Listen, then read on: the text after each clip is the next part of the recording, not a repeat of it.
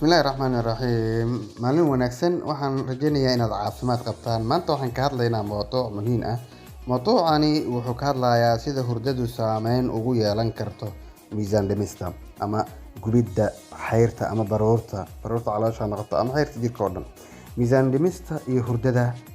dhimista iyo xayrta saameyn weyn ayay hurdadu ku leedahay marka waxaan ka hadlaynaa mowduucani sababa hurdadu muhiim ugu tahay miisaan dhimista ama gubidda baruurta waxaa ugu horeeya hormoonada hurdadu waxay saameysaa hormoonada jirka sida cortisol iyo insulin kuwaas oo saameyn ku leh kaydinta baruurta hormoonadan hurdada saameyn ayay ku yeelataa ayaguna waxay saameyn ku yeeshaan kaydinta baruurta hurdadaadu waxay kaa caawinaysaa marka hurdo kugu filan inaad hesho in la yareeyo heerarka hormoonka cortisol haddii hormoonka cortisol heerkiisa uu markaasi la yareeyana waxaa bilaabmaysa in jirka uusan kaydin baruur maadaama hormoonkii baruurta kaydinayay la yareeyay jirka wuxuu bilaabayaa inuusan wax baruura kaydin marka jirku uu bilaabo inuusan wax baruura kaydin waxaa bilaabaysa inuu jirku dib u isticmaalo dufankii hore ee jirka ku jiray taasna ay keento in qofku si fudud xayrta iyo miisaanka uga dhacaan marka hadda waxaan fahanay sida hormoonada iyo hurdadu saameyn ugu yeelan karaan miisaan dhimista ama gubidda xayrta ama baruurta sidoo kale hurdadu waxay ka qayb qaadataa ama qofka ka caawisaa inuu helo metabolism aad u fiican metabolismkaagu inuu ziyaado metabolism waxaa waaye in jirkaaga shaqadiisa ay aad u ziyaado sida burburin badan inuu sameeyo oo kale iyo tamartaaduna inay fiican tahay labadaasba waxaa saameyn ku yeelanaysa hurdada marka hurdo kugu filan aa haysato waxaa ziyaadaya metabolismkaaga jirkaaga waxa uu gubayo metabolism naftigiisa jirkaaga inuu wax badan gubo waxaa lagu heli karaa inaad samayso jimicsi joogto ah marka jimicsi aad samayso marka waxaa bilaabanaya in ay hurdo ku qabato waa wax isku xiran waxaan oo dhan hurdo markay ku qabatana waxaa bilaabanaya in metabolismkaagu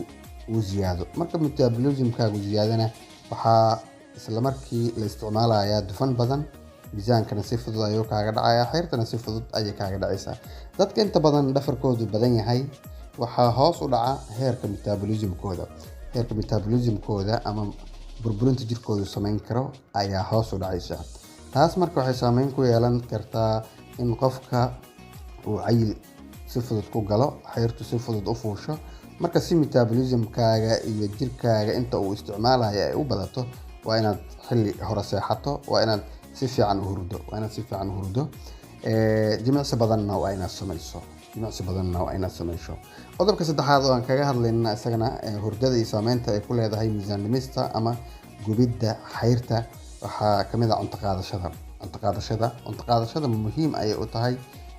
inta badan waxa la yiraahdo miisaan dhimista dadka aan helin hurdo ku filan ayaa laga yaabaa inay yeeshaan rabitaan sare oo cunto gaar ahaan cuntooyinka macaanka haddaad aragto qof macaan raadinayo waxa ugu horeeya ee aad ka fikirta ha noqotaan in qofkaasi dhafarkiisu badan yahay oosan hurdadiisu saxnayn hurdadaadu inaysan saxnayn waxay keeni kartaa inaad macaan badan raadiso macaan badan marka aad raadisana waxaa imaanaya in miisaankaagu si fudud u ziyaado waxaa ku dhacaysa in xayr badan ay jirkaaga soo gasho sidoo kalena xayrta jirkaagu baabi'in karana inay yaraanayso marka hurdo kugu filan inaad hesho waxay keenaysaa in aadan u baahan cuntooyin macmacaan ah ama dufanku ku badan yahay qof marka dufanka ama macaanka raadinaya haddaa aragto ogow qofkaas hurdadiisa ayaa galabgalab ah sidoo kale soo kabashada murqaha waa qodobka afraad aan ka hadlayno soo kabashada murqaha hurdadu waxay muhiim u tahay soo kabashada iyo dayactirka murqaha taasoo muhiim u ah dadka sameeya jimicsiyada